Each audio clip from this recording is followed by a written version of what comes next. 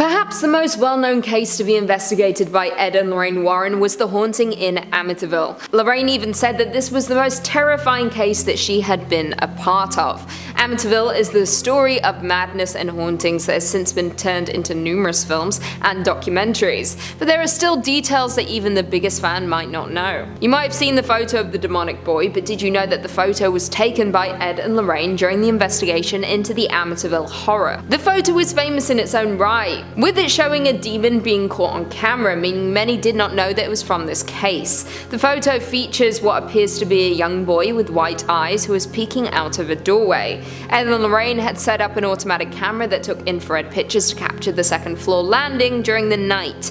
In the morning, when they checked through the pictures, they were shocked to see the little boy in the image. This remained a secret until 3 years later when it was shown to the public. But who could the boy be in this image? It is believed to be John DeFeo, the young boy who died in the home along with the rest of his family.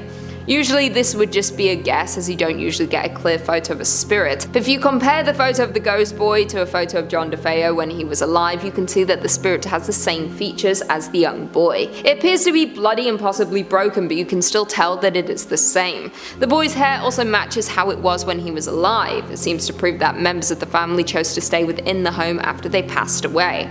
This could explain why the house is so haunted. Maybe they were trying to warn the Lutz's family not to stay there, or they might meet the same fate. Coming in at number 4, we have the DeFeo's furniture. When the Lutz family bought the house, it still had all of the furniture from the DeFeo's family inside. It all remained untouched since that horrible night. The Lutzes decided to keep all of the furniture so they could move in with it already to live in. The family even slept in the same beds that the DeFeo's passed away in. Ed and Lorraine believed that the presence of the same furniture could be what caused the hauntings. The spirits were upset that there was a new family using their home. The spirits may have been attached to their beds where they had their last moments. This could even explain further into the demonic boy photograph. John DeFeo looked to be in pajamas peeking out from around his door. His spirit may have been resting in this bedroom when the camera awoke him and he went to investigate the noise when he was caught on camera. When hauntings occur, spirits often have attached themselves to an object, sometimes paintings, mirrors, or a creepy doll, so it seems likely that if you keep around the furniture of the family, then at least one member of the family will be attached to the house. This might have caused the Lutz's family to experience nightmares from sleeping in those beds and absorbing the spirit's fearful energy, as well as explaining the other horrors they experienced while living in the home. I don't think I could sleep there or keep any of the furniture if I knew what had happened. Coming in at number 3, they didn't plan to leave. Everyone knows that the Lutz family lived in the house for less than a month, but did you know that on the morning they left for the last time, they had always planned to return? They did not know that they were saying goodbye to their home and belongings forever. George Lutz said in one of his final interviews, I quote, "We didn't get up to leave that morning. You need to understand that. This was our house. We lived there." After a night that particularly frightened 2 of the children, the Lutz had said they had called a priest they had been in contact with throughout the ordeal, who encouraged them to go somewhere else the following night. They had, at that point, not slept through the night for weeks and thought it would be best to stay with family so everyone could rest. Instead, they ended up packing their bags from Kathy's mother's house, leaving the rest of their belongings in the house and boarding a plane for San Diego. Their belongings ended up later being sold at auction. They did not want to leave their home, but they were told that they had to. Once Ed and Lorraine were told about the events and were brought in to uncover the truth, they warned them that they could never return to the home for the sake of their family's safety. Apparently, if they had stayed much longer, their fate could have been the same as the DeFeo's. The same spirits still plagued the house, and they might not have been able to fight them much longer with them struggling to sleep, eat, and function to the best of their ability. Coming in at number 2, the DeFeo's were all found in the same position. Although there are some who don't believe Ronald DeFeo Jr. was possessed, there are a number of things about that night that don't make any logical sense without the possible hauntings being involved. The first thing that seems like a satanic ritual is that every family member was found in the exact same position. The whole thing only lasted for around 15 minutes. So would Ronald DeFeo Jr. have had time to stage the bodies in the same position on each of their beds? Maybe or maybe not. This was something that the spirits within the house did once the act had been done. The police also determined that the rifle hadn't been fitted with a silencer, meaning that after one shot had gone off, the other members of the family should have been alerted to the attack. However,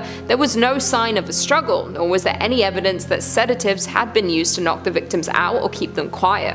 All of which is incredibly weird. So why did no one hear the shots? It seems there is no explanation for this. The only reason anyone was alerted to what happened was the family dog. He alerted the neighbors who called the police. Whether you believe in the paranormal or not, the details of this case are undoubtedly strange. Ed and Lorraine believed there was a great evil within the home. They said they had never been so scared by a case. They commented on how powerful the spirits within the house were. They even followed them home after their investigation. And finally, coming in at number 1, we have second killer. There might have been a second killer who was never caught, but there might not have been. At this time, police and investigators considered the fact that more than one person may have been responsible for the attacks. It was the only way they could make sense of some of the more puzzling aspects of the crime scene.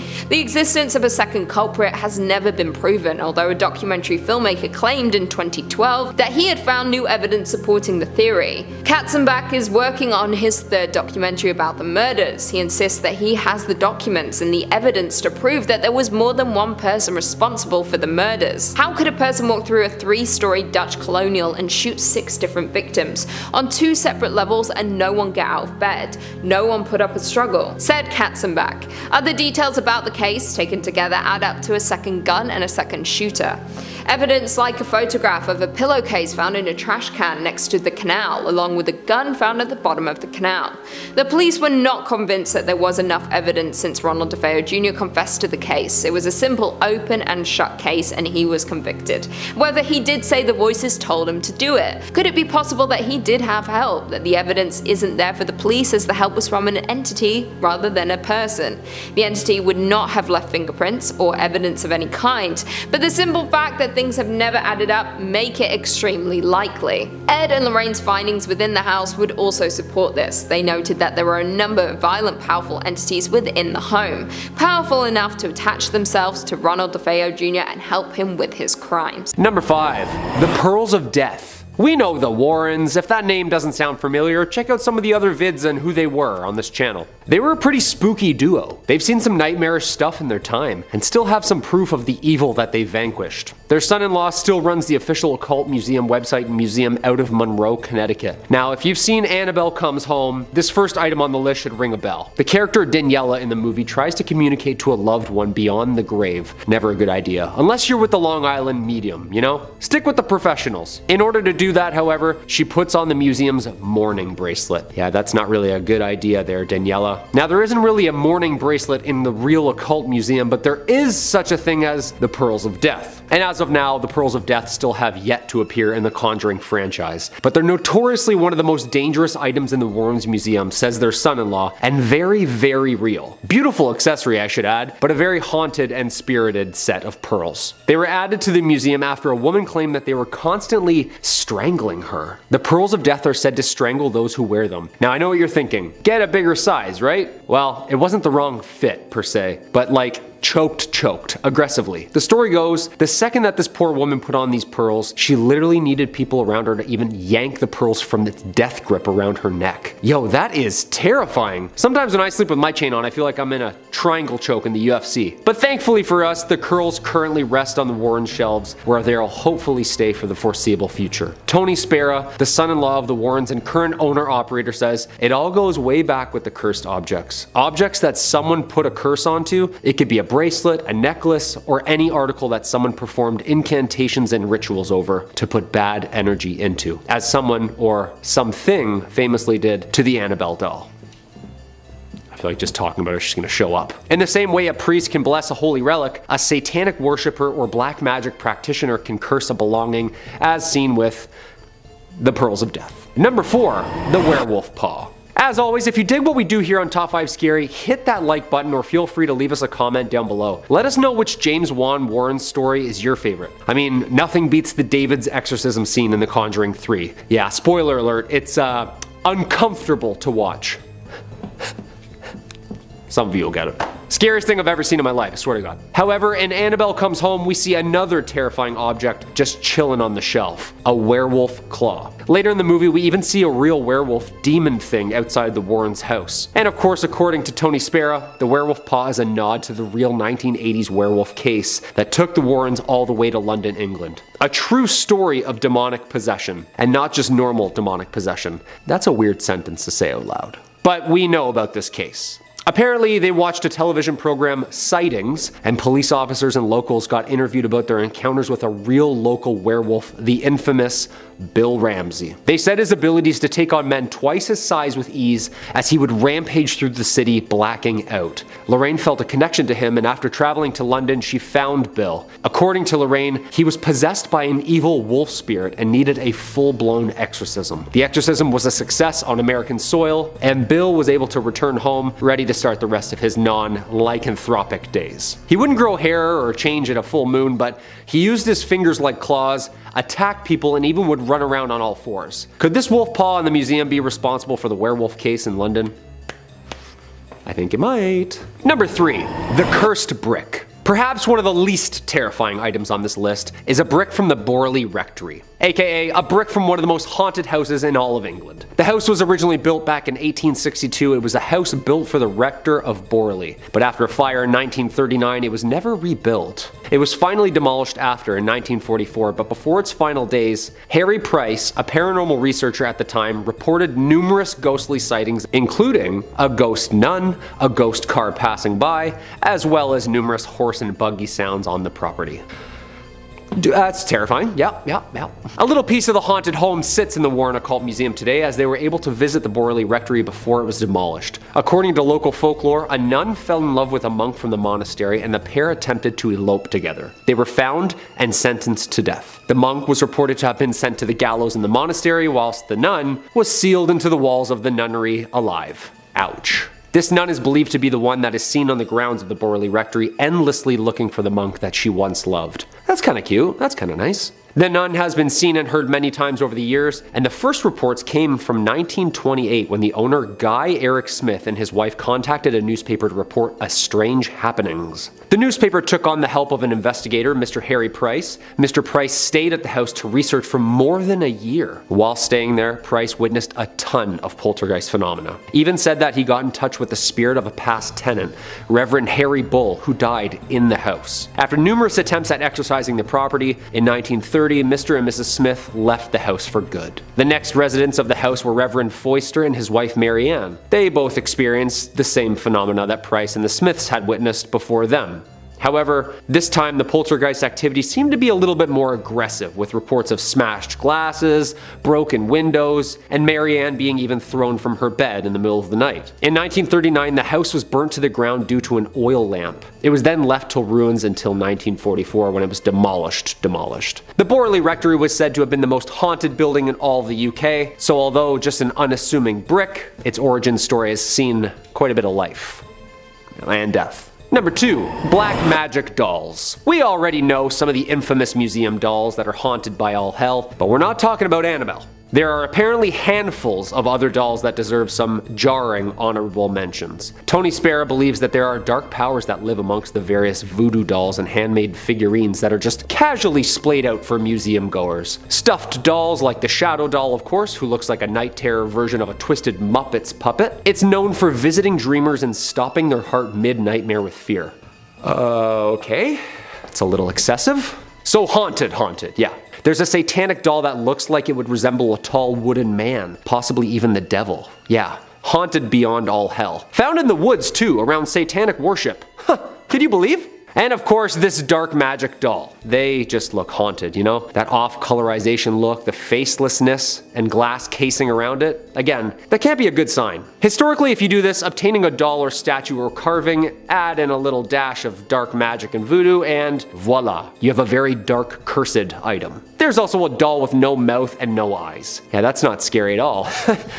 I think we can all agree that there's like 20 origin films like right here with each and every one of these black magic figurines. Like, I understand Furbies a little bit more now, you know? Like, that's a cursed item right there. 100%. Furbies belong in the Warren Museum. I'm surprised there isn't some there already. And coming at the number 1 spot, the music box. And of course, we had to include one of the creepiest elements of the Conjuring movies, and I guess what makes any scary movie scary. It's the music. And boy, is there one haunted creepy Warren Museum object that comes to mind: the Perron family music box. Director James Wan wanted to use the actual music box in the first film because mirrors and creepy music make for the best thrillers, but also because that there is a real haunted artifact from the real case. Today, the box is safely stored in the Warrens Museum alongside all of the other spooky items that we already covered. The music though, right? Like, this part in the movie actually scared the shit out of me. Like, the anticipation alone. They always do it so slow too, don't they? Dun dun dun dun dun dun dun dun dun dun dun. But it's like real life though. That's horrifying. The music box apparently caused a lot of problems for these Perron girls, specifically April, the youngest of the Perron children. She found this antique in the house and she used to communicate to spirits. In the movie, this was a happy ending, but in real life, the Bathsheba Sherman curse was never really resolved. The original OG film, The Conjuring, was one of the best haunted house movies of the last decade that arguably spawned both a franchise and a new respect for old school horror. I wonder what's next for us in the James Wan universe, cause that werewolf paw, yeah, that looks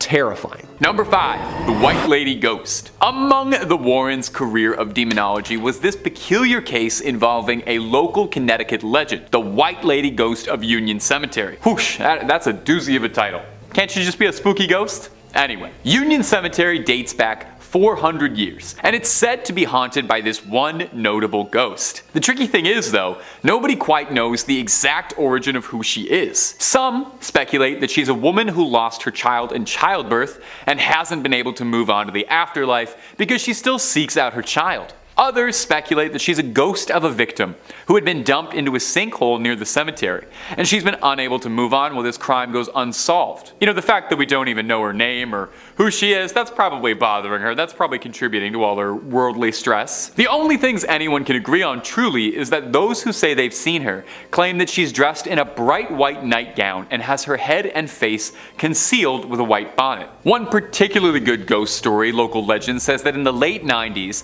a firefighter responding to a call nearby said a woman in a white dress jumped in front of the truck and landed behind him. When he leapt out of the vehicle, there was no body on the ground, but a dent in the hood. Naturally, such a popular local ghost story caught the attention of Connecticut natives Ed and Lorraine Warren, and this never-before-seen footage was released by Tony Spera, their son-in-law, and it's Ed filming the cemetery looking for proof of the White Lady. We'll play some of it for you now so you can get your eyes on it and you can try to make out what's happening. Ed Warren claims that in the footage you can see the ghost walking behind him in the shadows and turning to look at him. Lorraine Warren once said this evidence was so important that it had to be locked away to be studied by the New England Society of Paranormal Research. And I don't want to pop anyone's balloon here.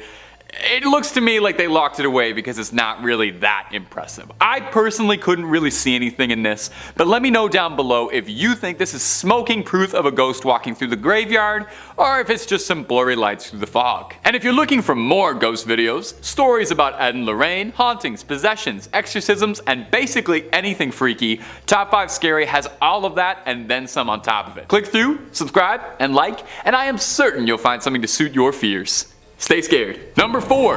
The Museum Tour. If you want to go to the world's foremost collection of haunted relics and cursed objects, there's probably no room more affected by evil than the legendary collection of the Warrens' Haunted Museum of souvenirs from their case files. Now, sadly, as of this recording, the museum is currently closed down and hopefully reopening someday soon, but in the meantime, you can take a little digital tour. As this footage posted by the Warrens' son-in-law, Tony Spera, shows Ed Warren giving a guided tour of some of the more unique and memorable haunted artifacts resting in that Connecticut garage. Now, the full video is definitely worth a watch if you're a fan of the Warrens, since it's about as close as you'll be able to get to walk around the museum these days. It's a full half-hour long of Ed Warren walking around, going into grand detail and recounting some stories about their more notable cases. Some shoutouts I'll include real quick include the witch Hannah Cranna, an old Connecticut legend, or the Conjuring Mirror, which might sound like it has something to do with the movie series,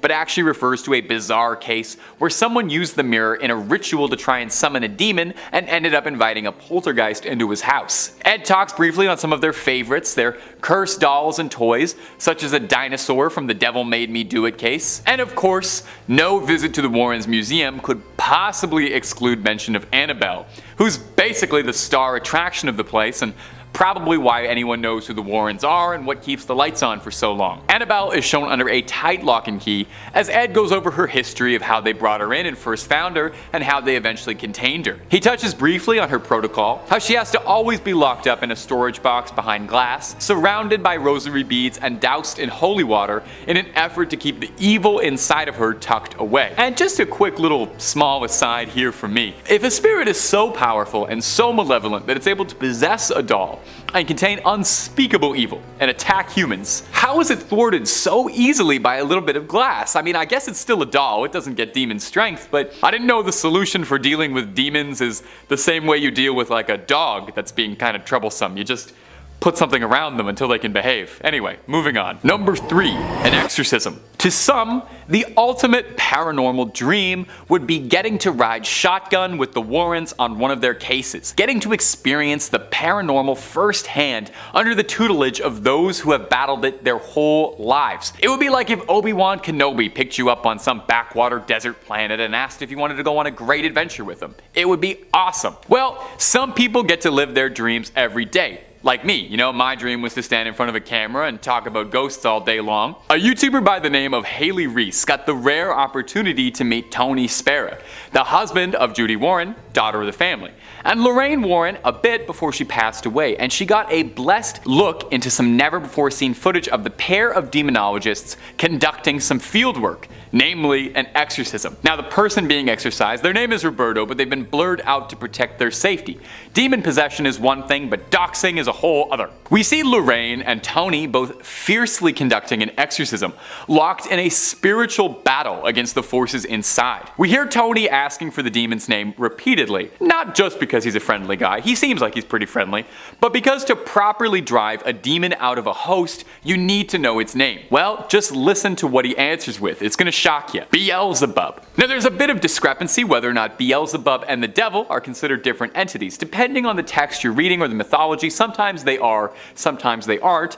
Either way, it's bad news. It's not something you would like to invite inside you. The worst part is if you're listening, apparently that's not even the only demon inside. It was like a clown car of demonic energy inside one guy. Now, thankfully, after a tough battle, they were able to get all the demons outside of him and hopefully banish them all away. Do you think it leaves like a weird taste in your mouth after you've had demonic possession? Like, you know, when you wake up, like after having a nap and your mouth just feels weird? I feel like I need to brush my teeth a few times at least afterwards. Number 2, Annabelle on tour. Annabelle is the #1 name in cursed dolls. Sorry Megan, we love you, but Annabelle's got staying power and she's just been here longer. More movies too, although on a side note, I'm hoping they make more Megan movies. As such, Annabelle has become quite popular, with a lot of demand for the cursed toy, despite the fact that, you know, she's got a demon inside of her and is apparently very evil, and she should be kept under proper lock and key.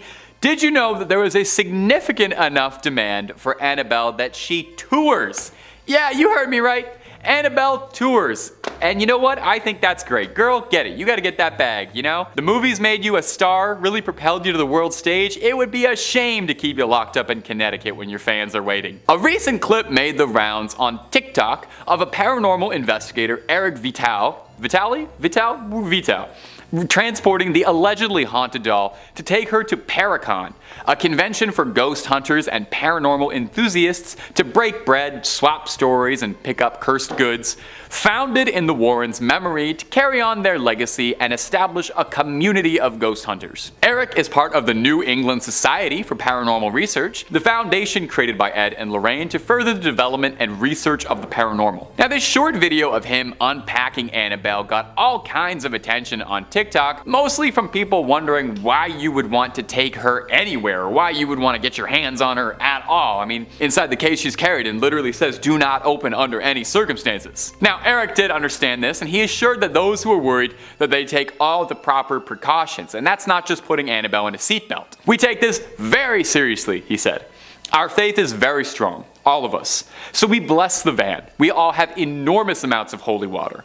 We have a priest come in, bless the area, and bless the items. And maybe put her in a car seat too, just to be safe. And number 1, Buddhist exorcism. You know, it wasn't just the United States where Ed and Lorraine worked on their cases. If there was a call for it, the Warrens would do their best to answer. Plus, I feel like if you only ghost hunt in one country, you're missing out on so many good demons and scares. If you're a fan of the channel, then you know by now just how many really fascinating cultural and regional monsters that exist out there and all the different ghost stories that exist. You know, you can spend your whole life battling demons, but have you ever gone toe to toe with a yokai or an oni? Maybe that's why the Warrens decided to take a trip to Japan in the early 2000s. Maybe they just wanted a nice vacation, or maybe they were getting tired of local poltergeists and wanted a new difficult challenge. They set out to Japan to investigate these allegedly haunted tunnels, where a number of people were reported to have died in. Ed was a former World War II Navy veteran, and he had spent a lot of time around Japan and was interested in their culture and the reports and things that he had heard. Of course, it was hardly a vacation, because while they were there, they were asked to participate in a Buddhist exorcism of a young woman named Teresa who had become the unwilling host to a litany of demons. They were aided by a group of Buddhists during their exorcism, a change of pace from their usual help from ordained Catholic ministers. We'll play it for you now so you can get some eyes on it. In the clip, we can hear Lorraine doing her level best to try and cast the evil out of the young girl's body. Now, the clip's a bit hard to watch, I'm gonna be honest. Seeing somebody writhe around screaming in what looks like agony, but luckily, they're being tended to by the experts, I guess. If there was anyone you'd want, it would probably be Ed and Lorraine and a group of Buddhists. Ed and Lorraine said the Buddhists were extremely helpful, saying they were cut from a different cloth. And if they're ever running out of Conjuring movies or running out of ideas for them, I think they should start sending the Warrens internationally. Or just stop pretending they're based on true stories altogether. Have the Warrens try to fight Godzilla, or have them fight the Predator or something. Let's see them exercise their way out of that one. Let's see holy water and a little rosary take on the Predator. In 5th place, their origins in the profession. Honestly, before today, I never really dug too much into the personal lives of Ed and Lorraine Warren, preferring to focus my interest on their professional work, and only really knowing about their daughter Judy from the rare time they mentioned her in one of their books, and her husband because of all the rare footage he's publicized since Ed and Lorraine's death. Outside of the Hollywood romanticizing, which I promise I'll touch on eventually, how did Ed and Lorraine actually fall into this line of work? So Lorraine was 9 when she first saw auras. She thought everyone saw them, but found out quickly otherwise when she brought it up at her Catholic school, when she compared the lights surrounding the Mother Superior and Sister Joseph, and was told immediately to never talk of what she saw ever again, learning to, hide her gifts or joke it off. Ed, on the other hand, grew up in a haunted house. He'd look into closets and see faces, one specifically of an old lady. The temperature in his room would drop and he would hear footsteps and heavy breathing. When he brought it up to his father, he was told that, there's a logical explanation for everything, and just leave it at that. So they both did their very best to try and ignore their gifts, wanting to live normal lives, but the universe drew them together and had different plans. Ed had a near-death experience while serving in the Navy during World War II, when the ship he was on collided with an oil tanker in the North Atlantic. A fire erupted and all of the men on the ship had to jump overboard. As Ed was in the icy water, he prayed for help and was soon rescued, believing it to be from cosmic interference. So after that experience, he returned home and asked Lorraine to marry him, and they got married almost immediately. After the war, Ed took up a profession as a fine arts painter, with the duo traveling from fair to fair to sell their wares, and eventually this became helpful during the beginnings of their work. They would research houses they believed to be haunted, and then, go to that house. After Ed would paint the domicile, he would hand the painting to Lorraine, who would knock on the door and offer the homeowners the painting as, their ticket into the house. Once she struck up a conversation with the homeowner, they would learn more about the property and hauntings, if there were hauntings, that is. At one house, which already had, some local notoriety as a supernatural hotspot, Lorraine went into spontaneous trance and claimed that this is where she learned not to fear death. I thought there was more to that. In 4th place, we have the White Lady hoax. Just so we all have the same context going into this, the White Lady is the name of the ghost that haunts the Union Cemetery in Easton, Connecticut. So most locals believe her to be the ghost of Harriet Seeley, whose young son passed shortly after being born, with Harriet herself passing soon after. Legend believes she may have died in hopes of finding her son, and still wanders their final resting place searching him out. Other folks believe the White Lady is the ghost of a woman from the 1940s who killed her husband and later herself and is, doomed to wander the graveyard. Her physical description is the one thing that remains consistent. She is a young woman wearing a white dress with dark hair. So me if I was wearing white, which will never happen here. I promise you that. It seems as if she enjoys scaring the daylights out of the living, which, once again, my kind of gal. Many who have witnessed her believe that they have almost hit her with their vehicle, only to find no trace of her once they pull over. Others claim they have often seen her hovering slightly above the ground around the cemetery, going back and forth amongst different gravestones. Now, Ed Warren was obsessed with her and has gone on record as being, determined to capture footage of her on film. Once he was able to do so, he kept the tape for himself. Yeah, he hoarded that tape like it held the secrets to the universe. Or, like he was the US government with all the proof they have of alien life. He allowed a select few people to view it while, it was being held in his personal archives, and none were ever allowed to further analyze it on their own time. I'm raising an eyebrow right now in suspicion. And once again, if I had a red flag, I'd be waving it right here. So, since the passing of both Ed and Lorraine, their son-in-law, Tony Spera, has released the footage in its entirety to YouTube. The tape shows an apparent white human figure moving behind some tombstones. Similar to videos of UFOs, Bigfoot and the Loch Ness Monster, the figure is at that perfect distance and resolution so a shape can be seen, but we don't have any details that could lead to a definitive identification. A woman named Judith Penny, who I will discuss in more detail later, has said she helped Ed maintain his reputation as a ghost hunter. So what does that mean? So when he claimed to have captured the white lady on tape in the summer of 1990, after camping out in the graveyard for a week, allegedly, Judith was the mystical being spotted on tape, masking herself with a white sheet. In third place, we have Catholicism as an undercurrent. This is probably the only thing that has always bugged me, and while it might be less of like a secret in the gotcha sense, allow me to explain. Hauntings Ed and Lorraine spoke about were caused by people who refused to conform to traditional family values. Only people who submitted to the patriarchy and the church could be safe in their eyes. Their 1980 book, The Demonologist, kind of explains it all. That Ouija boards would get you haunted, but so would reading books about witchcraft, owning an image of a non-Christian deity, or attending conscious-raising groups. The horror in Amityville was supposedly aggravated when the unlucky homeowners engaged in the unholy pagan practice of, meditation. Addiction, depression, and disobedient children were all satanic. Hate, rage, despair, misery, drunkenness, and a sense of worthlessness will attract the demonic in a snap, according to Ed. One story in The Demonologist centers on a young woman who succumbed to evil after being fornicated with against her will. I do own this book, and I remember that not sitting super well with me. It was essential not just to stick with the status quo, but to be satisfied, with Ed going on record as saying, that a happy home is one's best defense, and even the most powerful exorcism will be effective only if you keep up an emotional atmosphere that does not attract such entities. And while I do believe this to an extent, not so far as Ed does. That atmosphere would involve going to church, by the way, saying that once a week was a good start. Yeah, I don't go to church. When you really think about it, the Warrens' entire basis of work kind of relied on victim blaming, evil that could, only happen to people who were already evil themselves. So personally, I don't agree with this whatsoever. Bad things do happen to good people, and not just because they don't follow Catholicism doesn't make someone evil. If you don't see what I'm seeing, allow another quote from Ed to help clarify things. People who do negative or patently unnatural things are essentially doing the devil's work for him, and actually attract negative spirits to their side. Ed Warren was the homophobic brand of Catholic. Yes, I'm fully aware that not all Catholics observe this, and while most do not, Ed fell under that specific strain that sadly does. As a queer gal who didn't fully learn this until today, it kind of broke my heart that people who were so open to helping others and the unknown could be so close-minded. In second place, we have fraudulent items in the museum. So Ed and Lorraine were investigating numerous cases from the 1950s until they passed, right? And they founded like a whole society devoted to the research and investigation of the paranormal in 1952. Not to forget their entire museum attached to their home dedicated to objects from their cases. So, explain to me how their website only has 10 public case files, and why so much from the museum looks like leftovers from a spirit Halloween. Doesn't anyone else find it pretty suspicious that we only get details from their really big news cases, while artifacts from other lesser cases are barely a footnote and have no story or witnesses attached? So in one corner of the Warrens Occult Museum is the skin of a tiger that is said to have killed 33 people in India while possessed by a demonic spirit. But yet, when I try to research this were-tiger, I find no account of any reportings in history about such a case, outside of, their quotes, or any offers from Ed and Lorraine to go into detail about any events leading to how it came into their possession. Seriously, take a look at some of this stuff. Given what I know about modern day Satanism, that idol looks like a papier-mâché alien mock-up. Well, most folks who practice Satanism don't actually pray to any sort of idol, or to the devil himself. But sure, for a moment I'll pretend like that's real and move on to the, black magic skull, which just looks like a cheap haunted house prop for a glow-in-the-dark room. Ditto for the,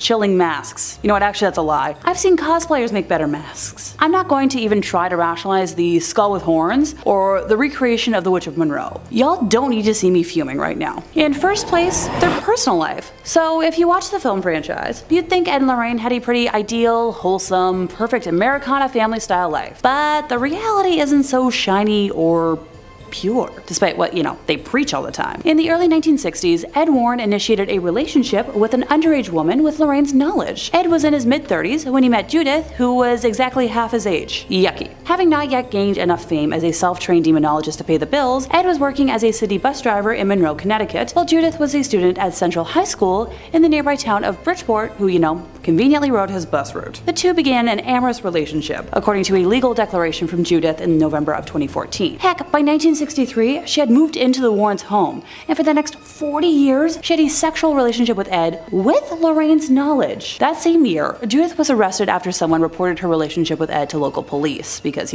busybodies everywhere. And she spent a night in the North End prison in Bridgeport, while police tried to persuade her to sign a statement admitting to the affair. After she refused to cooperate, she was ordered by the court to report to a delinquent youth office for the next month. So, Ed, being the great guy he was, picked her up from school every week and drove her to the mandated meetings. Judith claimed that Ed told her many times that she was the love of his life. The Warrens explained her presence in the home as a niece or a poor girl who they had taken in out of charity and who helped them with office tasks. And she was mentioned in a lot of their books as being, like their secretary, most notably in The Demonologist, which I've already quoted a couple times today. What do you know? I own a copy. In May of 1978, while in her 30s, Judith became pregnant with Ed's child, and Lorraine persuaded her to have an abortion because the birth of a child could become public and any scandal could ruin the Warrens' business. Now, if that wasn't awful enough, Judith has also claimed that Ed was, on occasion, physically offensive to Lorraine. Judith described one night in particular where she saw Ed slap Lorraine so hard she lost consciousness. Early on, she said, she witnessed him backhand his wife. While it might be easy to dismiss all these claims as, hooey,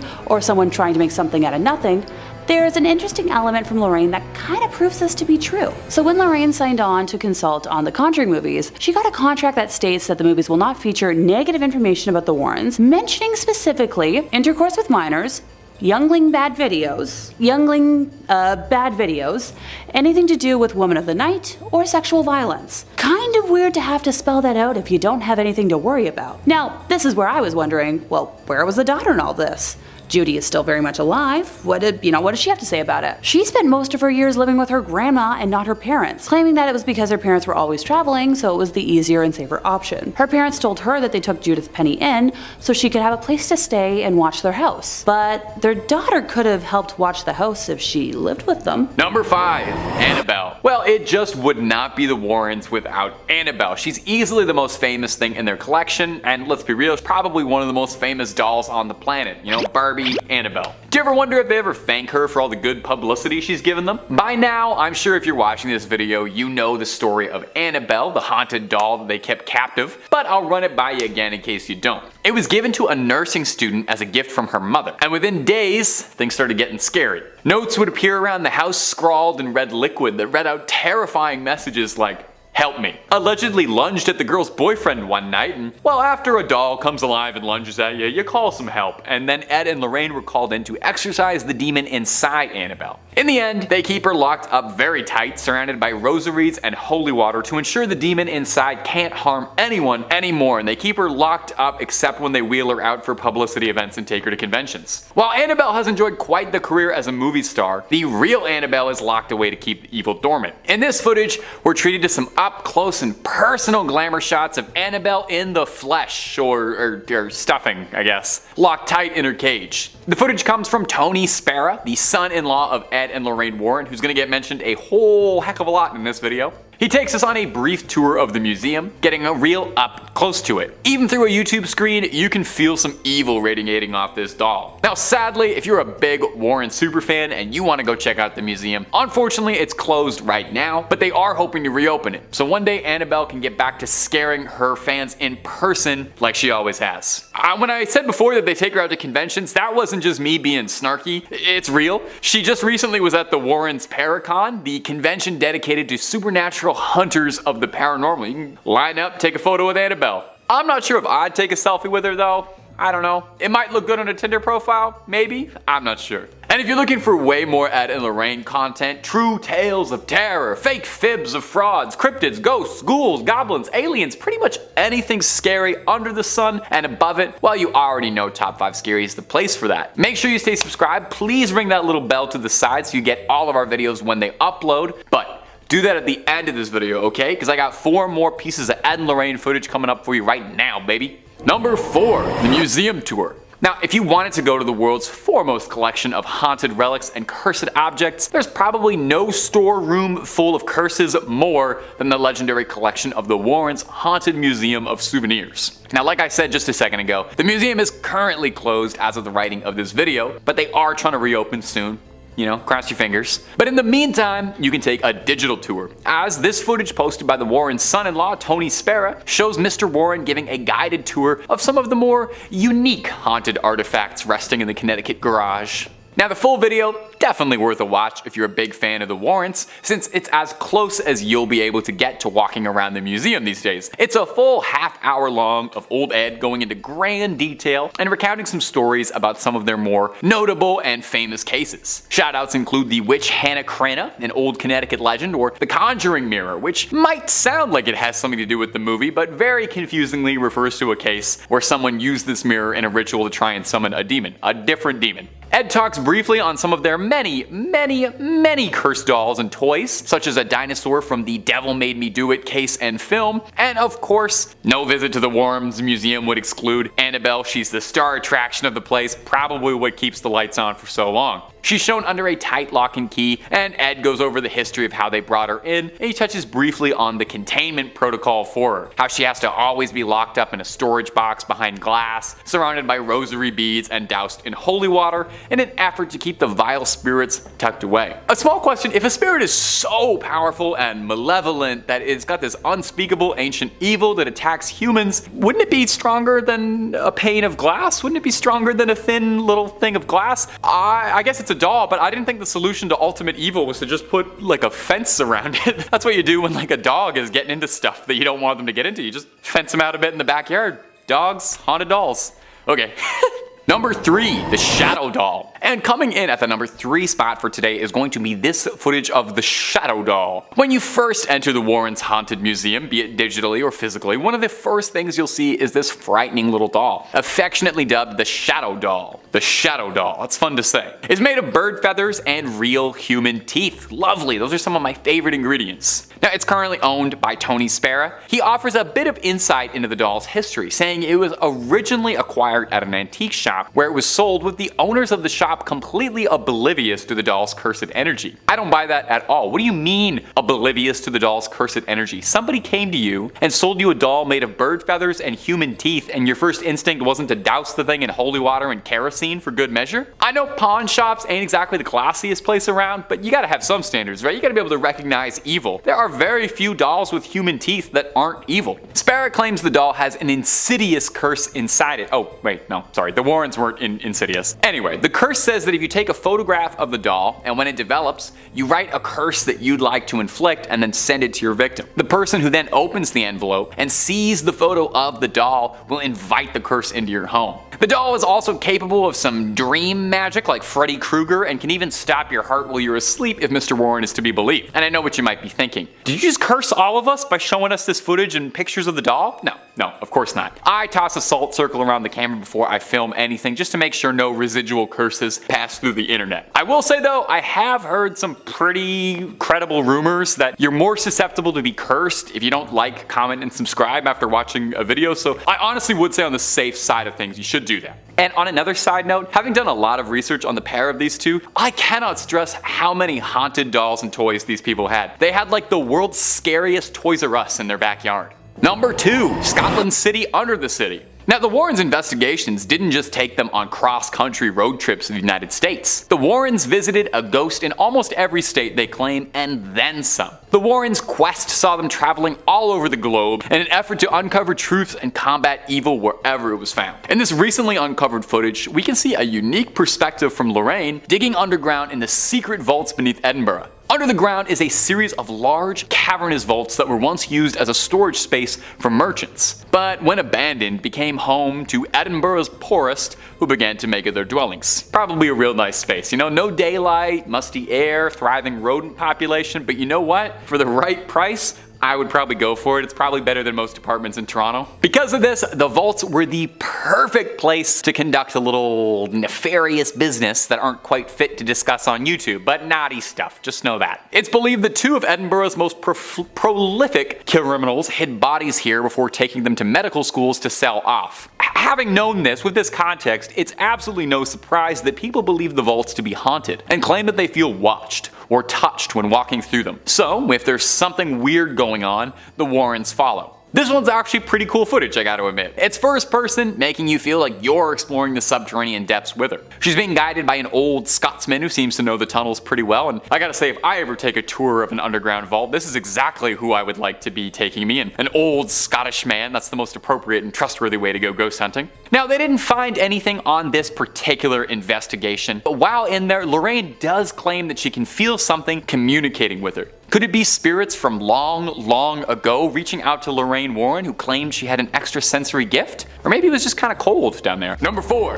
Enfield. Another very famous chapter from the Warrens' playbook was the Enfield poltergeist. While not quite as legendary as their other cases, it was still compelling enough to serve as the inspiration for the second Conjuring film. Now, this movie took a few liberties here and there, but for the most part was fairly inspired by the real case. So let's take a little look over as to what truly happened in Enfield all those years ago. It was 6 years after the Perron family haunting, all the way up in Enfield, England. The Hodgson family had been living there peacefully, one single mother, Peggy Hodgson, and her 4 children. It was the summer of 1977, when the youngest members of the Hodgson family seemed to be being targeted by some invisible presence. They saw the dresser of their bedroom sliding across the room as if a powerful force was pushing it all around. They would hear constant knocking from all over. The family had called the police, worried that there might have been a burglar, and when officers arrived, they claimed they arrived to a home where the furniture was free floating throughout the air. Over the course of a year, psychics, investigators, amateur and otherwise, all came to the Enfield house in the hopes that they would be the one to be able to crack this case and figure out just what was causing these mysterious occurrences. Of course, among them was Ed and Lorraine Warren. You probably could have guessed that, that's why I'm talking about it in the video. They were certain that they had on their hands another classic poltergeist scenario. Now, unlike the film, the story actually does differ pretty greatly here. In the real story, the Warrens were not terribly involved with the Enfield haunting at all. In fact, and were barely there for a few days even. There's even some reports that they were there strictly for media attention, saying to another investigator that we can make some real money off this case. Most of the investigators called believed that the case had been a hoax, and largely exaggerated and stretched by people involved. The Warrens thought they had a pretty good case on their hands, but was that because there was a real spirit? Or is it just because they knew they had a great plot outline for a possible movie sequel in their franchise someday? In 1979, the Enfield haunting kind of just up and stopped abruptly. No more sightings, no more reports, and no one was ever really sure what had happened. Was it ever really there? Number 3, the Perron house. This maybe is the most famous of all the Warrens cases, and definitely one of the most recognizable, as it was the case that inspired the first of the Conjuring smash hit films, and I'll be honest, it's probably why you even know who the Warrens are. I'm certain if you're watching this video or you've been a long-time fan of the channel, you know the ins and the outs of the Perron family haunting probably better than I do, to be honest. But hey, we could all use a little refresher and a little touch-up sometimes. There's nothing wrong with review, so let's get right into it. In 1971, the Perron family moved their 5 daughters into a massive farmhouse in Rhode Island. I think the thing had like 14 bedrooms or something just absurd. It seemed perfect for Carolyn and Roger Perron. They had found their dream home. It was spacious, it was a nice neighborhood, there was room for their kids to play. It would have been a perfect forever home if it wasn't for the fact that malicious spirits had already decided to make it theirs. Shortly after the Perrons moved in, they noticed a series of inexplicable happenings. At first it was pretty benign, some things go missing, objects move unexpectedly, unexpectedly. You find a chair in a room you wouldn't expect it to, but then it ramped up rather quickly. The parents would claim every morning they would smell the smell of rotten flesh, and they would wake up to discover their beds levitating. And you know what? On some mornings, I'd probably sleep right through that too. The family researched the house a little and discovered that it had been owned by a lineage of one family for 8 generations, with many members of the family dying under some pretty mysterious circumstances. They also learned that a woman named Bathsheba had lived there, a possible Satanist and witch, and they believed that she was haunting the home, threatened by Carolyn Parent's energy, seeing her as a threat to her. This is when the Warrens were called in to do a seance,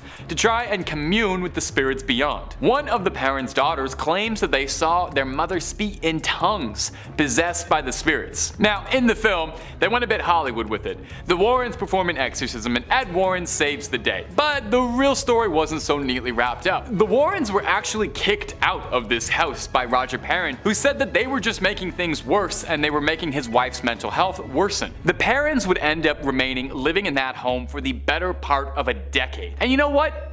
Honestly, if rent was good enough, and if I could get those malevolent spirits to offer to, I don't know, help out with the dishes every now and again, maybe kick in a few bucks for Hydra and the internet, I'd probably be okay with it too. Number 2, the Southend Werewolf. Now here is an interesting one for you. This is probably one of the oddest cases in the history of a pair of demonologists who made a career of exclusively investigating the most bizarre cases possible. It takes us back to England once more, this time in Essex. Now, unlike a majority of the Warrens' cases, this wasn't a haunted house or a poltergeist, but it was someone claiming that they had been cursed with lycanthropy. A fairly innocuous carpenter, one William Ramsey, had claimed that since boyhood he had been cursed to transform into a werewolf. I am so jealous. It hurts so bad seeing someone live out your dreams. I wanted to be a werewolf more than anybody, and I didn't get it. He claims that it had plagued him his entire life, his first transformation occurring during boyhood. He was playing outside when he felt an icy breeze come over his skin, freezing his sweat in place. He said he then felt this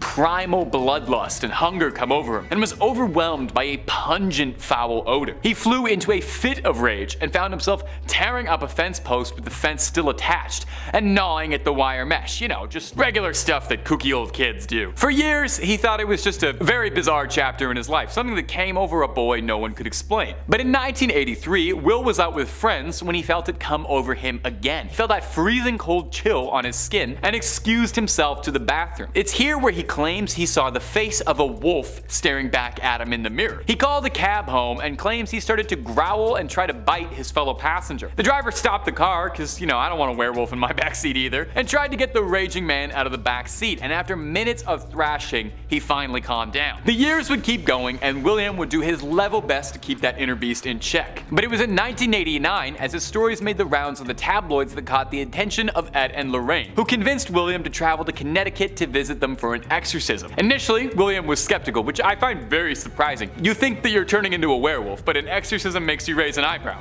Anyway, I digress. He ended up visiting, and reports claim that after a long night of violent thrashing, the wolf was exorcised from his soul. And since then, William Ramsey found peace. And number 1, the Smurl House. Bringing us back to a more classic haunting, the Smurl House is one of the more intense hauntings the Warrens took on. In 1974, Janet and Jack Smurl moved into a new house in West Pittston, Pennsylvania. They claim almost as soon as they moved in, they found themselves at odds with an invisible force that was terrorizing their family. They claim something was causing loud noises, horrible odors, and at one point, straight up launched their dog across the living room. Although maybe he might have found that fun. I don't know, I've met some dogs who were into stuff like that. The Smurls lived with this torment, I guess just assuming that dealing with a poltergeist was something every suburban family has to deal with in the 70s. It really seemed like it was a real problem back then. It wasn't until 1986, nearly ensuring a decade of haunting, that the Smurls thought it was time to call in some outside help, specifically from Ed and Lorraine Warren. When they arrived, Ed claimed the demon living inside the Smurls' home was very powerful, that it shook the mirrors and furniture when they arrived. Ed tried to scare it out by playing religious music and prayer. Sadly, this didn't quite work. I think you gotta try something a little heavier, maybe like Slayer, Megadeth, that might scare a demon, or they might find it awesome. Ed claims that he saw a dark mass forming in the home, something more powerful than he was expecting. He claims too he once saw a message appearing on one of the mirrors, warning the pair that they needed to leave. Months went by where the Warrens tried everything they could do to get rid of the demon, but nothing was taken. Eventually, it took in 1986 when a group of exorcists came to the house, and all took turns exorcising the house, and a priest even moved to the area, moved to the neighborhood just to keep an eye on things, make sure no demons were starting nothing. Number 4. The Haunted. In 1991, the works of the late great Warrens was finally approached again after years of their demonic work had slowly and surely began to surface. They began fighting the good fight since the 40s, remember? With the success of the Amityville Horror in the late 70s and the popularity it brought to the demonology topic within the US, the Warrens' name and reputation was finally appreciated, and they gifted us another gem of a story to film. This 2-hour, made-for-TV film based on the horrific events that took place within the Smurl home in the 80s. The Haunted, released by 20th Century Fox, earned itself 2 Golden Globe nominations. The case file of the Smurls' haunted house in Pennsylvania in the 1970s was infamous for not only demons, but a certain type of evil entity, the incubus and the succubus. This demonic pair usually haunts a sleeping person, and their possession is usually based around a more explicit manner of haunting. Yeah, Google it up, you'll get it. This film does a semi-tasteful 90s job at expressing what the Smurls were actually working with. Spoiler alert, it's pretty messed up. Demons almost quote-unquote breeding with those it possesses. The Smurls' version of their story was the subject of a 1986 paperback book titled The Haunted, of course, where this movie of the same name gets its inspiration from. The Warrens are introduced and explored for the first time in this film. Like many of the film adaptations, the Warrens are first seen performing college lectures into various hauntings. Lorraine is portrayed by Diane Baker. Ed is played by Stephen Markle. A pretty 90s feel to it, you know? Grainy, it's a little campy at times, but it's the first formula to this huge film franchise. Isn't it cool that Ed and Lorraine have been part of the modern horror scene for like 70 years? Their cases have been a part of the horror landscape way before Juan developed his Conjuring universe. Whether you believe in these cases or not, it's clear that they've made an impact. Number 3, Bill Ramsey. Okay, so these Warrens have covered it all. Ghosts, demons, succubuses, even vampires. I'd love to see a good vampire movie, you know? Just Juan takes it into his universe. I'd love to see it. But werewolves? Like, for real? No way. In the 80s, they were fascinated with this werewolf legend, so Lorraine and Ed Warren traveled across the world in search of a real-life wolf man. They watched a television program, Sightings, in which police officer and locals got interviewed about their encounters with a local werewolf, Bill Ramsey, in London, England. Bill himself was questioned about his abilities to take on men twice his size with ease, as he would rampage through the city, blacking out. Lorraine felt a strange connection to him after this, and after a short trip to London, she found Bill Ramsey's whereabouts. Through British police departments, Lorraine made contact. Lorraine and Ed discovered that unlike most werewolf folklore, he does not change physically every moon, or it wasn't a bite that originally caused him to transform. Bill Ramsey, according to Lorraine, was possessed by an evil wolf spirit and needed help with a full-blown exorcism. The Warrens brought Bill back to Connecticut to meet Bishop Robert McKenna of Our Lady of the Rosary Catholic Church, and he agreed to perform an exorcism for Bill. The exorcism was a success, and thanks to everyone, today Bill lives a pretty normal life. I'd hope so. This is terrifying. Yeah, I'm not gonna lie, if that came to theaters, it would probably slap and horrify at the same time. Good problems, you know? Number 2, Japan tour. In the mid-1990s, Ed and Lorraine found themselves overseas in Japan, visiting Nagoya and Tokyo with a team of translators for a small tour of where Ed was stationed in World War II. And of course, some hauntingly terrifying demonic run-ins. First day, they went to see these haunted tunnels. Second day, they have haunted house run-ins with headless samurai. And thirdly, they witness and help out with a full-blown exorcism. Yeah, talk about a busy week. It's like a Warren 3-in-1 package deal. Their first day consisted of visiting a set of condo buildings apparently riddled with a ghost infestation. Beheaded samurai soldiers haunt the hallways, a ghostly couple and the woman ghost of the gallows haunt the premises. The second night, they visited a haunted salt mine tunnel. Ed said it was the scariest place he had ever been to. The tunnel had buried some odd 200 people alive when an avalanche caved miners in. Ouch. The third night consisted of this. That's right, a very, very unsettling real exorcism. Okay, yeah, I'm not sleeping tonight at all. The Warrens sat in on 3 high priests of knowledge and spirituality known as disciples as they watched an apparent snake demon slither its way out of a person before their very eyes.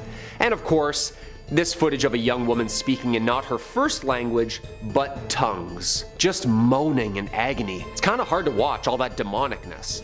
Spooky level? 10 out of 10, 100%. And the number 1 spot, Maurice Thiraud.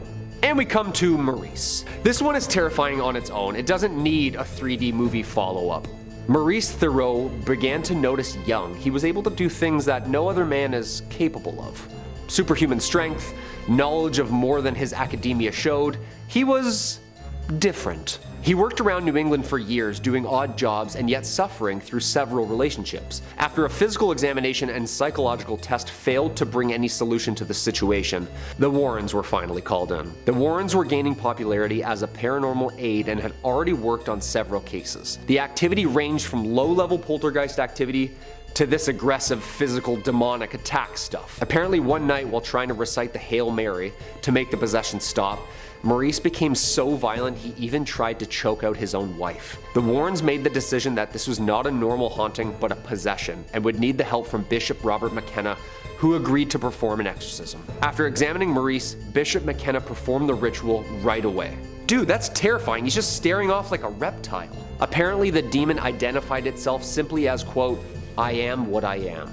And also, of course, invoking the kingdom, referring to demons from the legions of evil type stuff. The exorcism was successful, thank God. A young French-Canadian character appears in The Nun, and is supposedly loosely based on the real Maurice, who the Warrens actually think might have been possessed by the devil himself.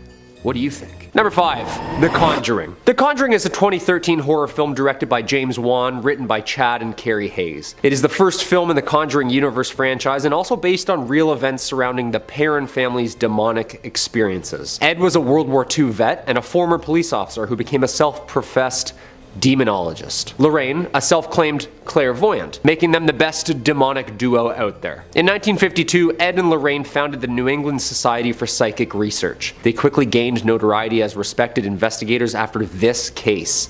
The Perrons. In 1971, the Perron family moved into a 14-room farmhouse in Rhode Island where Carolyn, Roger, and their 5 daughters began to notice odd things happening almost immediately. First, missing items, salt shaker, broom, then some ghostly sightings. Then, well, you'll see. It was discovered that the home had experienced some previous sinister owners, self-immolation, deadly accidents, and of course, murder in the attic. One violent and destructive spirit named Bathsheba. Quote, "Whoever the spirit was, she perceived herself to be the mistress of this house, and she resented the competition of my mother posed for that position." Andrea Perron, the oldest daughter. Bathsheba Sherman, who lived on the Perrons' property circa 1800s, was rumored to have been a Satanist and involved in the murder of a neighbor. According to the oldest daughter, Andrea, there were numerous spirits that lived on the premises. The smell of rotten meat, beds levitating, and of course, the dirt-covered, abysmally cold basement. The Perrons asked the Warrens to come in more than 10 separate times on 10 separate occasions to help out their ghost problem. Lorraine conducted a seance to attempt to contact the spirits that were possessing them, to which during the seance Carolyn Perron was possessed. The family swear that she was speaking in tongues and even rising from the ground, sitting in a chair. Andrea said, "My mother began to speak a language not of this world in a voice not of her own. Then her chair levitated and she was thrown across the room." Yeah, that's all the ingredients you need for an amazing horror movie universe to me. Terrifying. Number 4, Annabelle. The infamous Annabelle. We know her. The most haunted doll on Earth. First appearing in The Conjuring in 2013, then Annabelle Creation, then Annabelle Comes Home. I'm just waiting for part 4. Annabelle vs. Anderson Silva, UFC 279 live from Las Vegas. Yo, I'm straight up punting a haunted doll if it runs up on me, I'll tell you that for free. The film was inspired by the story of a doll named Annabelle, told by Ed and Lorraine Warren after obtaining and ridding its evil from its toy-like body. The doll is apparently responsible for 2 near-death experiences, 1 fatal accident, and a string of demonic activity. The doll's origins come from a gift to a young nurse named Donna from her mother for her 28th birthday. Donna brought it back to her apartment she shared with a roommate. Pretty normal Raggedy Ann doll. Then the two began to notice she'd move around on her own. They even started finding notes left around saying, "Help me," written on parchment paper, which they had no clue to even where to buy that or find that. Before long, they called in some help from a medium who insisted that the doll was harboring a spirit who had lived and perished on the grounds prior to their building being built. Medium called the priest called his father called Ed and Lorraine. So yeah, this thing is like haunted. You know when priests are like, oh God, no. Yeah, that's usually not a really good sign. Spirits do not possess inanimate objects like houses or toys. They possess people. An inhuman spirit can attach itself to a place or object, and this is what occurred in the Annabelle case. This spirit manipulated the doll and created the illusion of it being alive in order to get recognition. Truly, the spirit was not looking to stay attached to the doll, it was looking to possess a human host. Thank the gods, Ed and Lorraine locked her up in the Occult Museum where she lays to this day. Just waiting. Number 3, The Haunting in Connecticut. The Haunting in Connecticut is the first of the Warren universe of horror and is based on all real cases and points. A 2009 gem, it accounts the horrific paranormal case of the Snedekers, who moved into a ghost-infested house in Southington, Connecticut. Carmen and Alan Snedeker, their 3 sons, their daughter, and 2 nieces, all unwillingly now pray for the other side. The eldest Snedeker son unfortunately was diagnosed with Hodgkin's lymphoma, and the family moved to Connecticut to be closer to the doctors. What they weren't initially aware of was that the home they were renting was once a funeral parlor. Yeah, tools and bloody furniture just lay as they once did, untouched. Mom notices items going missing. That's just the start. The children start to see strange people in their home at night, specifically a man with long black hair. Their son's drastic personality change, which included violent outbursts and attacks on his family, was then diagnosed with schizophrenia. No one was convinced, though. It was agreed that maybe he was becoming a victim to the house's grim history after all. After weeks in the home to get the full demonic experience, the Warrens came to the conclusion that the morticians that worked on the home previously had practiced some abysmally sinister acts on the lifeless bodies, deepening the home in a twisted, dark origin. After Ed and Lorraine were called in to clean it up, an exorcism or 2, and the house finally became a home again. The case can be reimagined in 2009's Haunting in Connecticut, where the story follows the truth the Snedekers experienced all those years ago. It's pretty scary, yeah. Number 2, The Nun. The 2018 spin-off film and prequel to The Conjuring 2. A demon nun channeling an evil spirit named Valak. The Nun serves as an origin story of sorts within the Warren universe. Sister Irene and priest Father Burke travel to investigate a monastery in 1952 Romania after the Vatican learns of an accident and summons the father to investigate. According to the Lesser Key of Solomon from the 17th century, Valak is the Grand President of Hell. Valak's look in both films were inspired by an experience Lorraine had shortly after investigating the Amityville horror house in 1976. Lorraine was at home in her bed reading when she felt a presence. She saw a black whirlwind of dark mass enter the room. It was like a vortex. Lorraine prayed to be released from the forces of evil. She told it, "Leave and go back where you came from," over and over again. It vanished, but she never forgot. And cue scary movie. Yeah, apparently while investigating the once very haunted Borley Rectory, the most haunted spot in the UK, Lorraine had a run-in with a sinister nun. They ended up coming face to face with the churchyard's ghost, who was, according to lore, a nun buried alive behind the brick walls of the convent centuries ago after having an affair. Apparently Ed took photos on his camera of the Borley Rectory ghosts as they encountered them. Quote, "It was pitch black and there were no lit candles or lights. Photographers snapped photos on a 35mm camera with infrared film. When they developed the images, what appeared to be a spectral nun was seen walking down the aisle praying." And number 1, part 2, The Conjuring, The Devil Made Me Do It. Sounds like a lame Satanist excuse, doesn't it? Actually, now a term of phrase pleaded before a court of law. Yeah, who knew? Could possession under demonic circumstances prove innocence over acts performed while under? This is the 8th installment of the Conjuring universe. The plot is as follows. It's 1981. Ed and Lorraine documented the exorcism of 8-year-old David Glatzel, attended by his family, his sister Debbie, her boyfriend Arn Johnson, and Father Gordon of Connecticut. During the exorcism, Arn invites the demon to enter his body instead of remaining in the boy's. The family, including the Warrens, witnessed the demon transport itself from David's body to Arn's body while he suffers from a heart attack and is taken to the hospital unconscious. Arn and Debbie return home, but Arn is left feeling a little unwell and eventually ends up murdering his landlord, stabbing him 22 times due to this demonic possession. Yeah, sounds pretty terrifying, doesn't it? His case becomes the first American murder trial to claim demonic possession as a defense. Well, sorry to break it to you, but this is literally a play-by-play of the events that actually happened. Yeah, Maybe not shot for shot, movie style, but the script and skeleton was there for sure. Arn was subsequently convicted after a messy murder trial,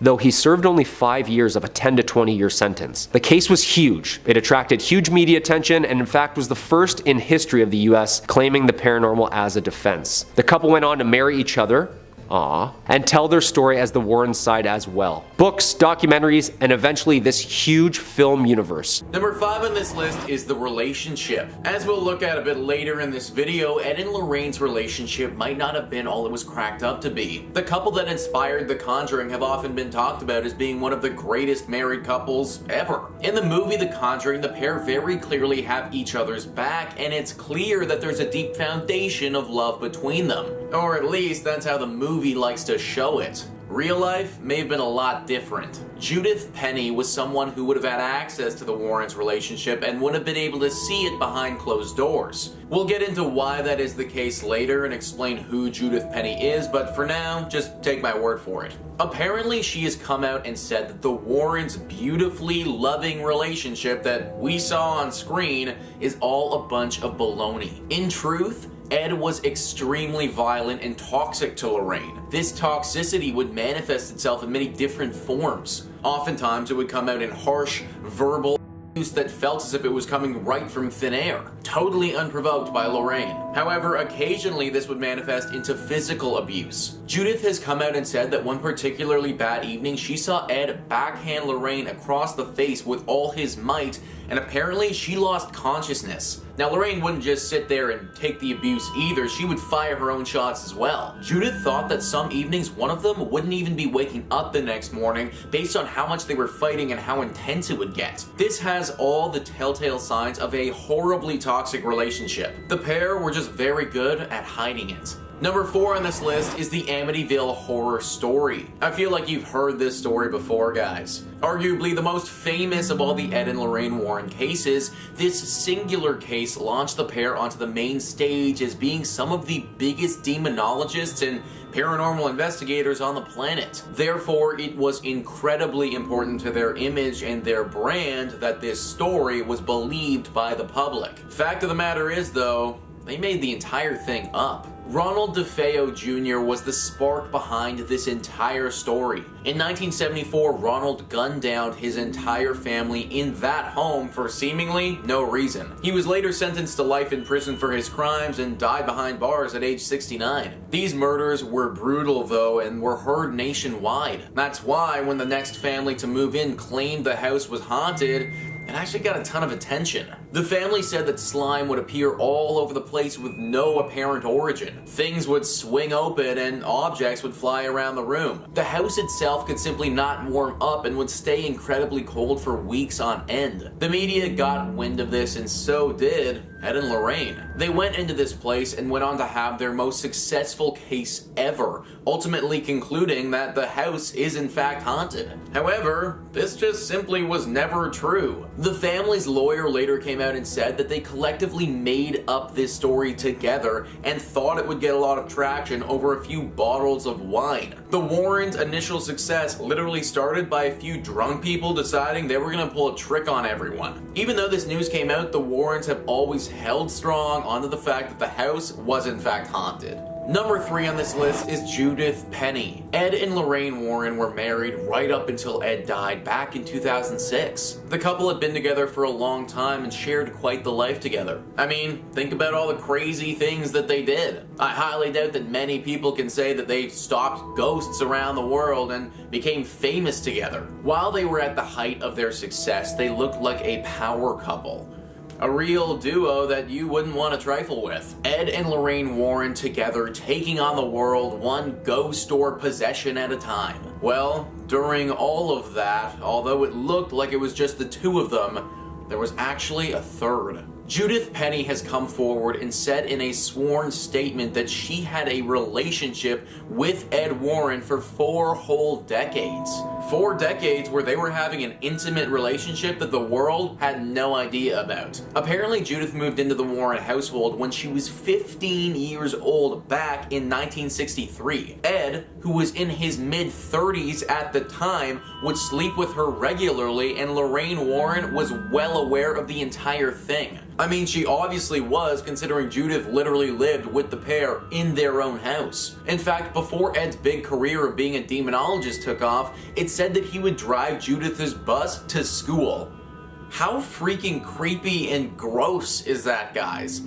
Literally her school bus driver, but also her lover while she's 15 years old. This relationship apparently went on until 2003, 3 years before Ed finally passed away. Obviously, the Warrens didn't want any of this getting out to anyone and kept it very hush-hush. She even had to have when she became pregnant with Ed's child, and that was kept under wraps. What we thought was this power duo was actually a sick and twisted trio that we knew nothing about. The Warren family, before Lorraine died, came out and said that they had no knowledge of the alleged conduct. Number 2 on this list is the Lady in White. The Lady in White was a ghost that was said to haunt the Union Cemetery in Connecticut. This was another one of the Warrens' most famous cases and gained a ton of notoriety.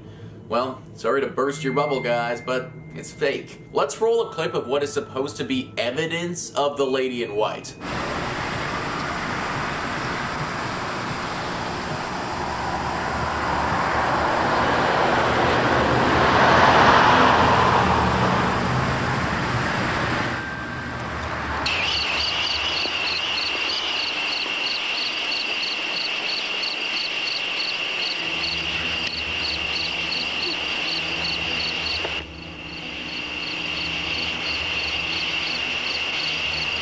So first off, where the hell is the ghost there, and how on earth did this qualify as proof? Like, frankly, I hardly see anything at all, but even if I did, guess who's behind it? Judith. Yeah, the girl that Ed had an illegal relationship with was the Lady in White, literally dressed up in a sheet, and the pair took some grainy pictures and videos together and claimed it was evidence. Just another secret that the Warrens tried to hide, but eventually it's bubbled to the surface. And finally, number 1 on this list is the smoke and the mirrors. We've already talked about the Amityville horror house and the Lady in White here, and about how they're all fake. Well, guess what, folks? I hate to do this to you, but they ain't the only ones. Everything the Warrens did was just a bunch of smoke and mirrors. This mural haunting saw other experts come in and look at the space. Nothing was wrong with it. Some of the exorcisms they performed, those people weren't really possessed by the devil. They were mentally ill people that the Warrens were preying on. The whole story about how they cured someone of being a werewolf, like, that doesn't even make any sense. Smoke and mirrors. That's what the Warrens' career was. Now, that's not to say that they didn't inadvertently stumble upon something paranormal every now and again. I mean, if you believe in that sort of stuff, then they must have, based on how active they were in the community. But basically, a lot of our favorite stories that rocketed them to the top of the demonology community are completely fraudulent. I guess it's not the worst thing in the world to know that we aren't living among as many ghosts as the pair claim that we were. Number 5 on this list is the Dark Magic Doll. Yep, anything called the Dark Magic Doll is probably something I don't want to know about. That's most likely why Ed and Lorraine locked this thing up in their museum, because it's really not something that should be out in the public world for anyone to have. We've all heard about voodoo dolls before and the potential powers that they can have. Dolls that are made through some sort of dark ritual with the power to then affect people on a real-life basis. Usually these dolls are made with a singular person in mind, and the doll that's created can only ever affect that one person. The same principle applies to this magic doll. However, the thing with this one is that from my understanding, you don't need to make it with only one person in mind. Simply using the doll while picturing an individual should create the same effect as a voodoo doll. It's said to use this thing, you need to hang it from its neck, and then the person that you have in mind is going to get sick and eventually die. Now, I'm not sure if you can use this doll more than once, or if it's just a one-off, but it's probably a good thing that the public doesn't know such information. Think about how dangerous this doll actually is, especially if it got into the hands of the wrong person. Somebody who wanted to inflict harm onto someone else could easily do so from the comfort of their own home and nobody would be the wiser. To make this doll requires some pretty dark rituals and some sinister magic, but the Warrens were pretty secretive about the exact process of constructing this thing, and again, probably for the best. Having information like that out in the open on how to make such a deadly and dangerous doll just isn't safe for anybody. Right now, the only known doll is currently locked up in the Ed and Lorraine Warren Museum. Hopefully it stays there and we don't ever see any more of these creepy things popping up in the world again. Number 4 on this list is the Smyrl haunting. So we've all heard about Amityville and we've heard about the Enfield poltergeist, but one haunting that didn't get talked about nearly as much was the Smyrl haunting. Maybe it's because it was just a little bit too scary and the Warrens didn't want to release such information to the public. An article discussing the 7 best cases from Ed and Lorraine writes, in 1974, Jack and Jeanette Smyrl moved into a house on Chase Street, West Pittston, Pennsylvania. Strange occurrences followed, leading the Smyrls to believe that a demon possessed their home. They claimed the demon had slammed their German Shepherd into a wall, bit Jack's ear, and pushed one of their daughters down a flight of stairs. Both Jack and Janet were said to have been assaulted by the demon. In 1986, they contacted Ed and Lorraine Warren, who confirmed that their house was indeed haunted. Ed Warren would go on to say that he had witnessed a dark mass form inside the home and that the demon had left him a message telling him to get out. Now, one thing that I think gets glossed over a little bit in this article is the time that these people moved into their home compared to the time that Ed and Lorraine actually showed up. 1974 is when they entered this house, and Ed and Lorraine didn't get there until 1986. These people were living in a home that was severely haunted, so much so that they were getting assaulted by a demon, and they were living there for over 10 years. I think we think about haunting sometimes as being like a week-long scary event or something like that, but this was literally over a decade of living in absolute fear. Why this family didn't move is beyond me, but maybe they were scared this creature would just keep following them wherever they go. I think this is why this one doesn't get talked about as much. 6 months is one thing, but 10 years is totally different. Ed and Lorraine knew that and probably didn't want to scare the public into thinking that they could get haunted for potentially their entire lives. Number 3 on this list is the African fertility dolls. Tony Spera goes into detail about these dolls on the official Ed and Lorraine YouTube channel, and the story is pretty creepy. Apparently these dolls, which are now in their possession, were originally from Africa. They were made by an African witch doctor, but were then stolen from him and brought back to America. They were sent to a police officer who was in on the theft and thought that he could get some serious value for some authentic African fertility dolls. What he didn't expect was for these dolls to take his life. After he acquired these dolls, he soon became paralyzed from the neck down and, after some time, succumbed to this disease and died. These dolls are cursed, and after stealing them from their respective owner, took the life of those who were responsible. Now they're in the museum, and Tony warns us on the YouTube channel about ever touching them, for a similar fate could happen to us. It's stuff like this that really flew under the radar during Ed and Lorraine Warren's time. But the fact that these dolls exist, and there are probably many more of them in the world, is truly very terrifying. Number 2 on this list is the South End Werewolf. Born and bred in the Essex seaside town of Southend, the first inkling of trouble came when William Ramsey was just 9 years old. Like any normal child, he was outside in his back garden when he began to feel strange. It was deep into one Saturday afternoon in 1952 when an icy blast of frigid cold swept over him. Perspiration froze on his skin and a foul stench came close to making him vomit. The bewildered youngster only had 2 things on his mind: running away to a life on the ocean wave and wolves. By this time he was close to the garden fence, and only the calls of his mother brought him out of whatever had gripped him. However, something else took complete control of him instead. Intense and pure rage had installed itself firmly within his psyche. Using this and the adrenaline-fueled strength he now possessed, he had uprooted a fence post with the fence still attached to it and was swinging it like a club. Not even his parents could easily remove the post with their bare hands. That was a passage written by Les Hewitt talking about the beginning of the Southend werewolf case. This incident was the beginning of a long road for Bill. For 15 years, though, he didn't have another episode until he started having dreams. Dreams that his wife would look at him and run off in fear after seeing him. These eventually ceased, but then 15 more years later at a party, it all came out. Apparently on the drive back home from this party, Bill lost it. He turned into a complete animal and the wolf came out. Scratching and biting at the driver, Bill had completely turned into a werewolf.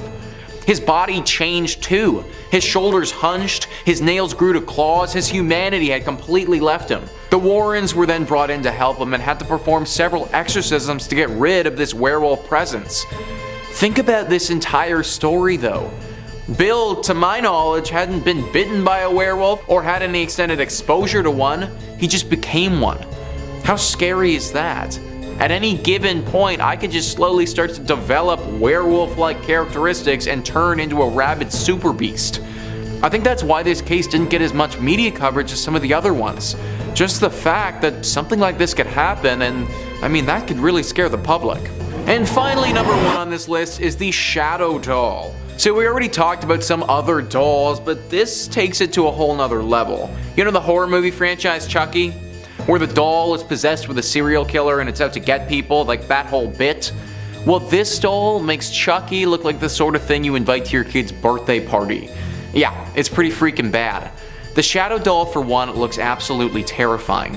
It looks like this woman with a white face totally covered in black robes with chains and spikes sticking out of her. It's apparently made of bones and even has a human tooth in it. Now, even though this doll doesn't operate like Chucky and move around in the real world, it does something even more terrifying. Anytime you go to sleep, you aren't safe if the shadow doll has you in its sights. It's said that this grotesque looking creature will come to you while you're sleeping in your dreams and terrorize you.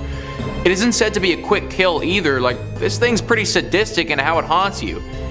It will keep coming back over and over and over again until finally it terrorizes you to a point where your heart literally stops out of fear and you never wake up. Think about how horrible that would be. To be absolutely terrified of going to sleep because you know that the second you close your eyes, this shadow doll could be upon you and it might be your last night ever. Similar to the other dolls that we talked about, this thing is locked up in the museum, but I personally don't think that's enough.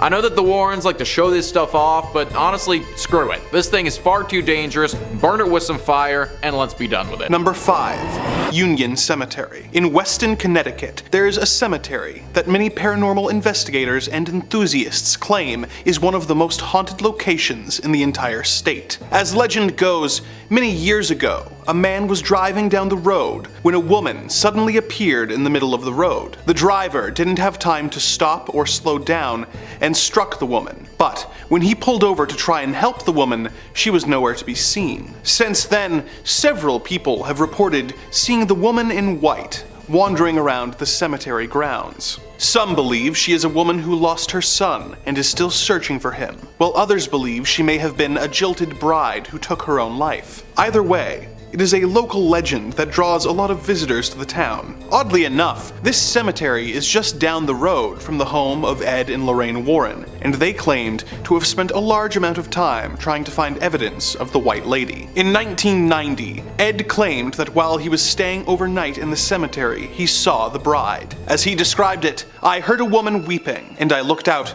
and saw hundreds of ghost lights floating around and forming into the figure of a woman. I couldn't make out facial features." He claimed that he did manage to capture this encounter on video, however. This is of course very exciting, as definitive proof of paranormal activity is rare and could completely change the way people view their own mortality. When asked to show the footage that would validate his claims, Ed said, "No. This is the incident that is least clearly a lie out of all of them on this list, but it is typical behavior from the Warrens, who claimed that they had proof that they then simply refused to show to anyone all the way up until their deaths." Oddly enough, the ghosts of the Warrens sometimes pass through the dark dimension and visit me. I even have a recording of it on my phone that proves I'm telling the truth. You can't see it though. You'll just have to take my word for it. Number 4. The Amityville Case. Perhaps the most infamous case the Warrens ever came into contact with. George and Kathy Lutz moved into a house and claimed to experience paranormal activity. A year prior, the house had been the site of a horrible crime, with 23-year-old Ronnie DeFeo going from room to room and shooting his 6 family members in cold blood. At his trial, he claimed that voices he had heard on the night of the crime had told him to do it and had controlled his body. But this was not believed, and he was sentenced to 6 life sentences. The Lutz family moved in and reportedly would experience phenomena like unexplained gelatinous drops appearing on their carpet, witnessing each other suddenly appearing to have aged 90 years, doors slamming by themselves, levitating, and waking up every night at 3:15 a.m., the time the murders took place. The family fled soon after and invited reporters and psychic researchers to study the house. The Warrens, of course, showed up, with Lorraine claiming the house was possessed by demons and using the opportunity to get her and Ed on TV, cementing their reputations as paranormal experts, despite not showing any evidence of their findings. The Lutzes published a book about their experiences that was made into a successful movie series called The Amityville Horror, but years later, they would admit that much of the book was highly exaggerated, with much of the content being the result of a creative brainstorming session and 4 bottles of wine. So, much of the activity that the Warrens were validating with their investigation never occurred. But what about the killer saying he had been controlled and forced to shoot his family? Well, years later he admitted that had just been a lie, designed to get him off with an insanity plea. The majority of the lying in this case was by people other than the Warrens, so maybe they were just taken along for the ride. But there are still plenty of examples of them being suspicious to downright hucksters. Number 3. Annabelle. The most famous item in the Warrens' occult museum is of course Annabelle. She has featured in the Conjuring films as well as a few movies of her own, and has made people really think twice about buying any dolls secondhand. According to the Warrens, the doll, who in real life is a simple Raggedy Ann doll, not a creepy looking toy like in the movie that no child in their right mind would ever play with, was given to a nursing student in 1970 by her mother. The doll began exhibiting strange behavior, and the nurse and her roommate contacted a medium who said that the doll was being possessed by the spirit of a woman named Annabelle Higgins. The two took pity on the spirit and allowed it to stay in the doll. The doll began escalating its scary behavior. They threw the doll away, but it somehow appeared in their apartment again, leaving threatening notes. The two contacted the Warrens, who told them that Annabelle was really a demon. The Warrens took the doll away and made it the centerpiece of their museum. Of course, there is no documentation of any of this, and we have to just take the Warrens' word on it. However, skeptics eventually noticed that the story of the doll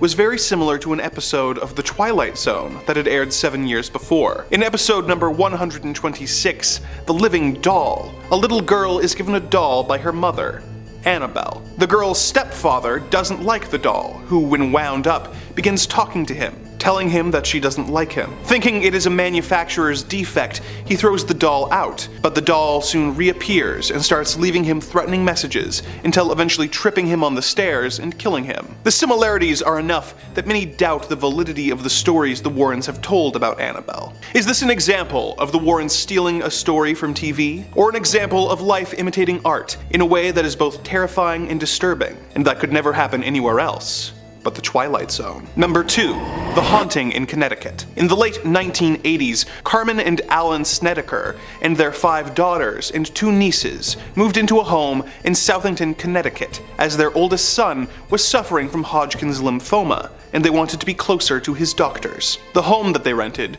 turned out to be a former funeral home, which made the family a bit on edge, but they chose to stay regardless, as it was difficult to find an affordable home for such a large family. Things began getting strange, with objects disappearing, and the children reportedly seeing a man with long black hair around the house. The eldest son began exhibiting strange and violent behavior, and doctors diagnosed him with schizophrenia. His parents decided to consult Ed and Lorraine. They spent weeks in the house to get the full demonic experience and declared that the home was filled with great evil because the morticians who had worked in the home had been practicing necromancy. They performed an exorcism, and things more or less returned to normal. The story would eventually be adapted into the Haunting in Connecticut film, and the Warrens published a book detailing the case called In a Dark Place, which was written by them with the help of horror novelist Ray Garton, who was hired to interview the Snedeckers and shape their testimony into a narrative. When the various family members' stories began to conflict with each other,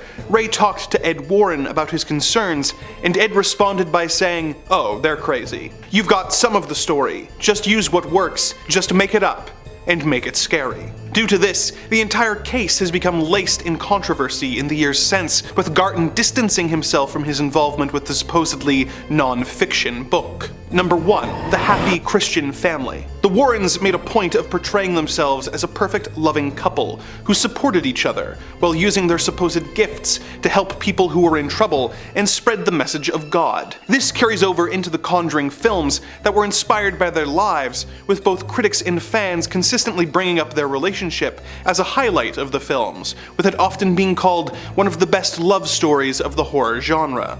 But in real life, they were not quite the shining example of God's perfect couple that they would have you believe. Lorraine Warren had a very large role in shaping how her and her late husband were portrayed on film, with some very specific demands written into her contract. Frankly, a little too specific. Her contract with Warner Brothers explicitly states that neither Ed or Lorraine Warren could be depicted engaging in a physical relationship with in the Conjuring series. Furthermore, neither the husband or wife could be depicted as participating in an extramarital relationship. But why these extremely specific demands? Well, in 2017, a woman named Judith Penny came forward, saying that when she was 15 and Ed Warren was in his 30s, Ed began a physical relationship with her and moved her into his and Lorraine's home, with his wife's knowledge. When Judith became pregnant with Ed's baby, Lorraine, the supposed staunch Catholic, was the one who persuaded her to terminate the pregnancy to avoid a scandal that would ruin the Warrens' careers. As if that weren't bad enough, Judith claims that while living with the couple, they would argue constantly,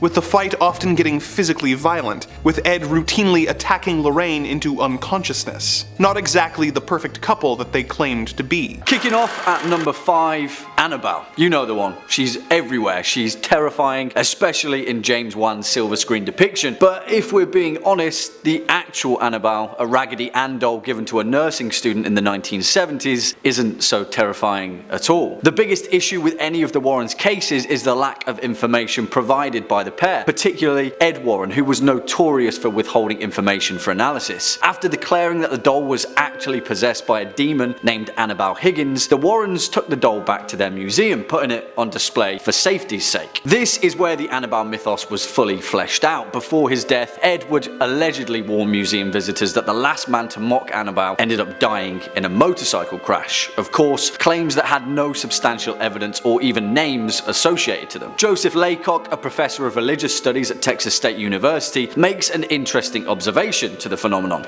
At the same time, a similar story emerged, Robert the Doll. You may know it. And what do these two have in common? Why were demonic dolls suddenly the latest craze in the 1970s? Well, it may have something to do with an episode of The Twilight Zone dubbed Living Doll, which featured a character that intriguingly mirrored the same events of the Warrens' doll. What was their name? Well, Annabelle, of course. Coming in next at number 4, the Snedecker family. And this one is pretty blatant, which may explain Lorraine Warren's very public detest for the cinematic interpretation, A Haunting in Connecticut, which she claimed was historically inaccurate and embarrassing. A fair claim to make if she could provide substantial evidence. If you're familiar with the Snedecker family, then you'll know their story. They moved into a house at a knockout price, conveniently located next to a hospital where their young son was receiving treatment for cancer. Of course, it was too good to be true, and the reason why the house was so cheap was because it was previously a funeral home where the morticians were rumoured to have been caught in acts of necrophilia. Not so good. Of course, this meant that the Snedecker home was riddled with demons. Enter